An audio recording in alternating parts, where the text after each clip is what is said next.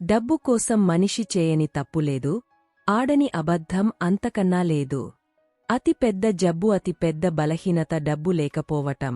అతి పెద్ద ధైర్యం, అతి పెద్ద బలం డబ్బు ఉండటం. మంచివాని కోపం మంచులాంటిది, వెంటనే కరిగపోతుంది. చెడ్డవాని కోపం నిప్పులాంటిది, ఎప్పుడైనా కాల్చివేస్తుంది. చీకట్లోనే చుక్కల అందం కనిపిస్తుంది, కష్టాల్లోనే జీవితం విలువ తెలుస్తుంది. దేనికైతే నువ్వు భయపడి వెనుకడుగు వేస్తావో అదే నిన్ను మళ్ళీ మళ్ళీ వెంటాడుతుంది. ఒక్కసారి ఎదురెళ్ళి చూడు, ఆ భయమే నీకు భయపడుతుంది. జీవితంలో ఏదో కోల్పోయినా అని ఎక్కువగా బాధపడకు, ఎందుకంటే చెట్టు ఆకులు రాలినా మళ్లీ ఆకులతో చిగురిస్తుంది. జీవితం కూడా అంతే మిత్రమా. కొన్ని సందర్భాలలో నిశ్శబ్దంగా ఉండటం నేర్చుకోవాలి. ఎందుకంటే నాణెము ధవని చేసినంతగా నోట్లు ధవని చెయ్యవు కదా. విలువ కలిగనవి ఎప్పుడూ అలానే ఉంటాయి. అప్పు ప్రేమ ఎంత ఎక్కువ ఉంటే అంతే ఎక్కువ బాధపడాల్సి వస్తుంది.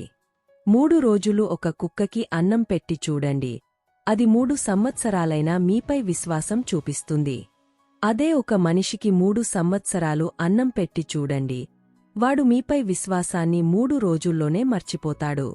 ప్రేమ, బంధం విలువ తెలియాలి అంటే మోజు పూర్తిగా తీరిపోయిన తర్వాత, బాధకు దగ్గరగా ఉన్నప్పుడు చూడు, నీకే తెలుస్తుంది. కళ్ళ ముందు కనిపించే రూపం మనసును తాకదు, మనసులో ఉన్న రూపం బయటికి కనబడదు. విధి ఆడే వింత నాటకంలో ఇది ఎన్నటికీ మారని వింత.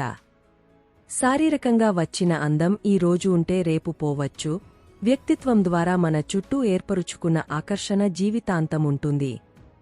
వ్యక్తిగతంగా ఎన్ని కష్టాల్లో ఉన్నా సరే, పక్కవారికి సాయం చేసేందుకు సమయం కేటాయించినవారే నిజమైన శక్తివంతులు.